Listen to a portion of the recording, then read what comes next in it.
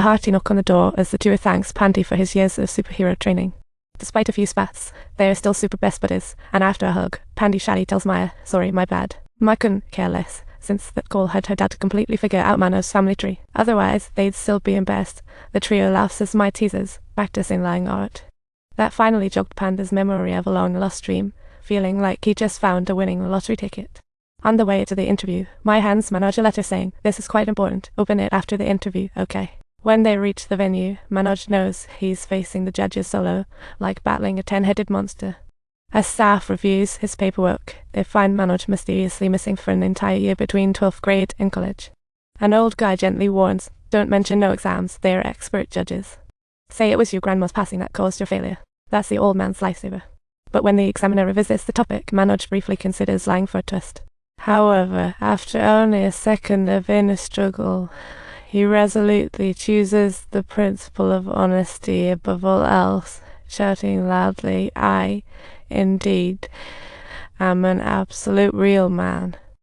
"Thanks for your time," and the exit stage left. Just like that, Manoj was shoved toward his dark view. Clearly, this interview felt like a dud, as he anxiously opens Maya's letter, which reads, "Dear Manoj, whether you're a cop or working at the flour mill, I want to be your partner in crime. Talk about a speedy confession." Those 4 lines instantly cleared his head. Then he gets called back in, with the interviewer as curious as cats. "You could easily have lied, yet why did you choose to reveal the truth?" While his words garnered praise from the other interviewers, the head examiner's heart felt as gloomy as a player losing a hopeless game of mahjong. "Is that your magical tale?" Manoj felt like he was about to crack up like a wild card. But he held his tongue, answering with grace, "I choose not to say. What I really want to ask is, has the clay pot never been simmered?" His head swelled with questions. This period of silence made him feel like running an enduring and grueling silent marathon. Seriously, is an IIT grad worth less than a flunked empty talker? Maybe they are better, but I know I can cook up something better.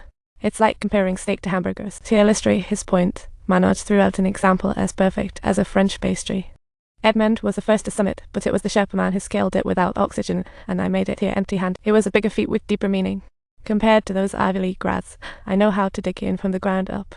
Yet the head honcho remained unfazed, as if he was munching on bitter fruit.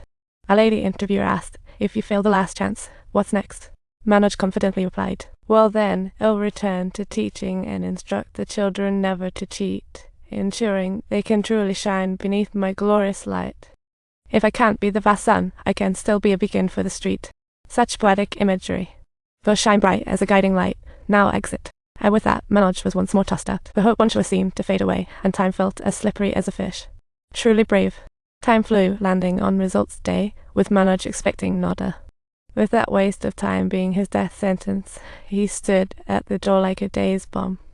Until Maya tearfully nodded at him that he realized all his efforts hadn't gone to waste.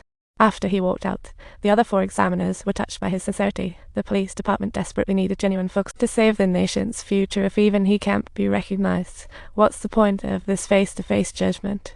Manoj couldn't help but cry tears of joy, totally wrapped in ecstasy, like enjoying a spring concert. His fellow struggler also found the courage to chase their dreams, and soon the news hit that Manoj was accepted into the Indian Federal Police. His brother darted around the village joyfully announcing it, and upon hearing, his father zoomed out, ready to brave the darkness again. At that moment, a staffer from the coaching centre arrived with a 150,000 sponsorship fee, but she felt quite dismayed after seeing him. Then Manoj found that person who influenced his life and sincerely handed over his first wedding invite, filled with hope.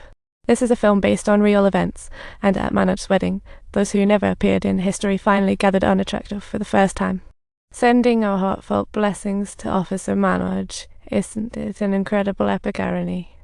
The character Deep Mohan in the film also stems from reality, once a Google senior engineer with an extremely enviable salary. Yet in 2012, he unexpectedly dived into a grand drama, The Real True People, showcasing thrilling plot twists.